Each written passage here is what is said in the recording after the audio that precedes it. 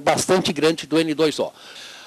Bom, a primeira questão que a gente pergunta é esse crescimento de CO2 aqui é causado pelo homem ou não? Existem forçantes naturais e existem forçantes antropogênicos. Você precisa discriminar essas duas forçantes, tá?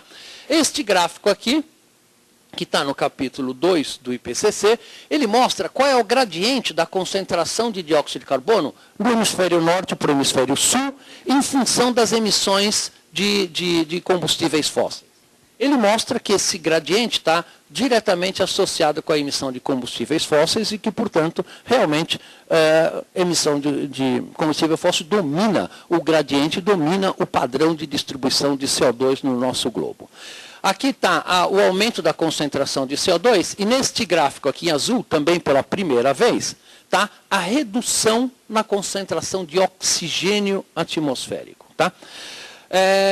Era muito difícil medir oxigênio atmosférico, porque as variações são muito pequenas, mas a gente sabia que o oxigênio teria que estar sendo reduzido na atmosfera, porque se você tira carbono do petróleo, manda para a atmosfera, ele forma CO2, aqueles 2 átomos de oxigênio têm que ter vindo de algum lugar.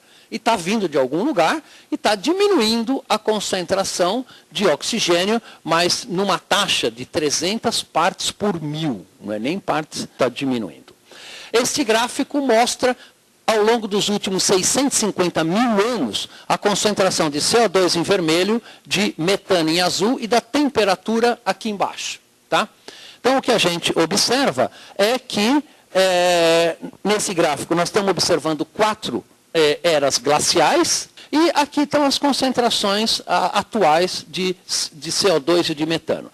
A temperatura, ela tem alta flutuação e ela está muito associada com a concentração de CO2 e de metano na atmosfera. Então, mostrando que ao longo dos últimos 650 mil anos, a temperatura do planeta foi sim governado pelas concentrações de CO2 e de metano na atmosfera. Este gráfico aqui mostra as mudanças, é o gráfico do Science for Policymakers, do IPCC. A temperatura média global aumentou da ordem de 0,7 graus centígrados. E por que há 15 ou 20 anos atrás era muito difícil dizer que o planeta estava aquecendo de uma maneira unívoca?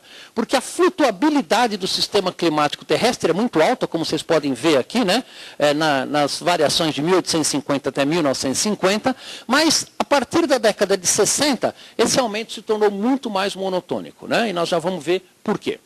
O nível médio do mar também está aumentando de maneira clara e com uma estatística bastante robusta, e a cobertura de neve no hemisfério norte está diminuindo. Em particular, veja que a maior parte desses fenômenos foram intensificados somente nos últimos 40 ou 50 anos, embora as mudanças globais estão acontecendo, na verdade, desde o início da Revolução Industrial.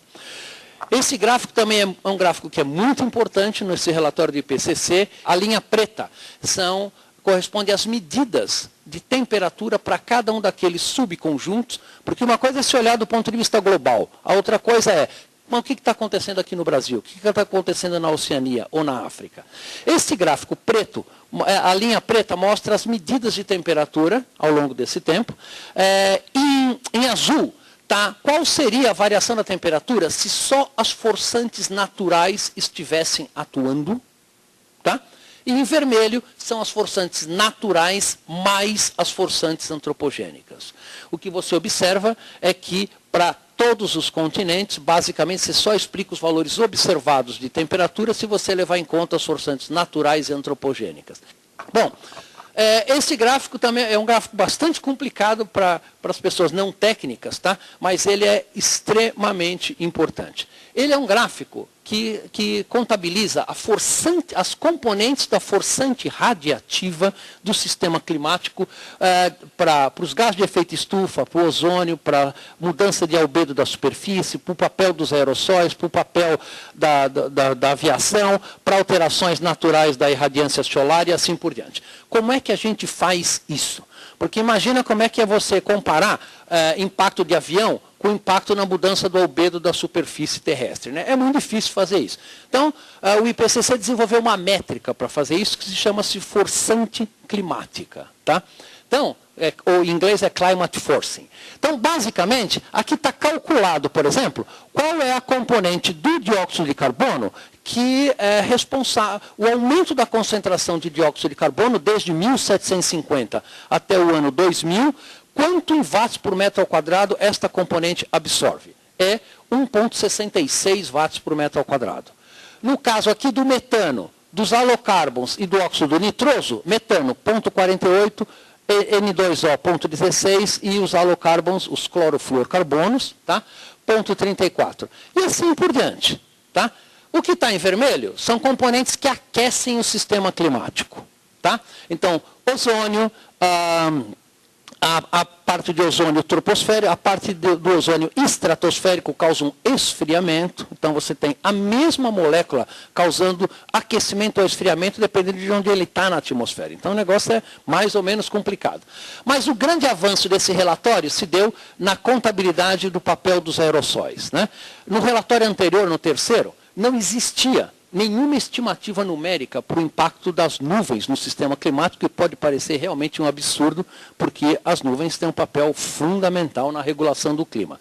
E foi calculado nesse relatório que o efeito indireto dos aerossóis nas nuvens causa um resfriamento de menos 0,7 watts por metro ao quadrado, olha, é quase metade do aquecimento do CO2, tá?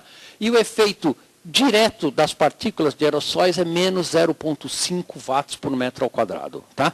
Então, o resfriamento causado pelas partículas de aerossóis, que agora foi muito bem contabilizado, permitiu um fechamento da total líquida, da componente líquida antropogênica, da ordem de 1,6 watts por metro ao quadrado, tá? Que, acoplado com um aquecimento de 0,7 graus centígrados, dá uma ideia da sensibilidade da alteração da temperatura na mudança climática. Tá? Então, por um aumento de 1,6 watts por metro ao quadrado, no passado, isso tem nada a ver com o futuro, tem a ver com os últimos 150 anos, você tem um aquecimento de 0,7 graus centígrados. Né? Ninguém tem uma bola de cristal para saber como que essa concentração vai aumentar nos próximos 100 anos, mas o IPCC construiu vários cenários, né? B1, eles são chamados B1, A1B, A2 e assim por diante.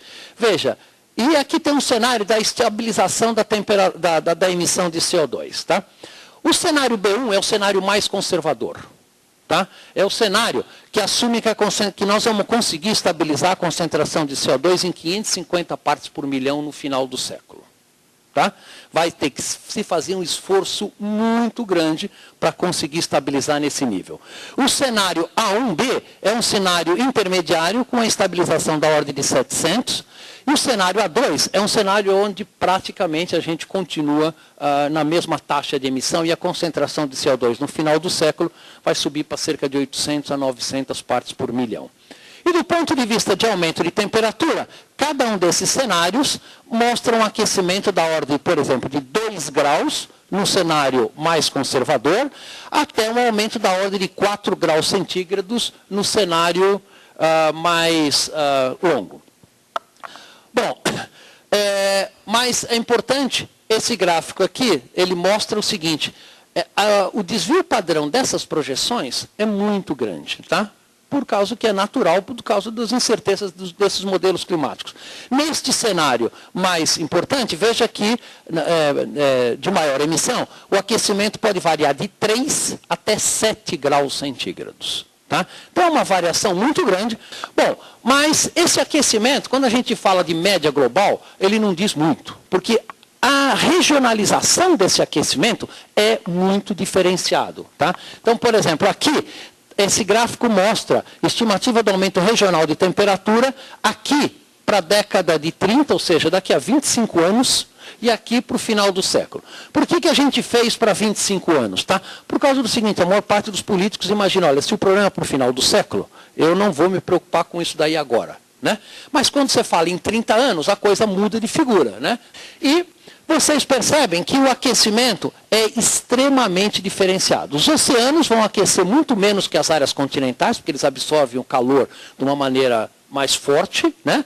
E o aquecimento no Ártico, por exemplo, nesse cenário A2, pode chegar a 7 graus e meio no final do século, e daqui a 30 anos ele pode chegar a alguma coisa da ordem de 3,5 a 4 graus, o que é um aquecimento muito pronunciado. Associado com esse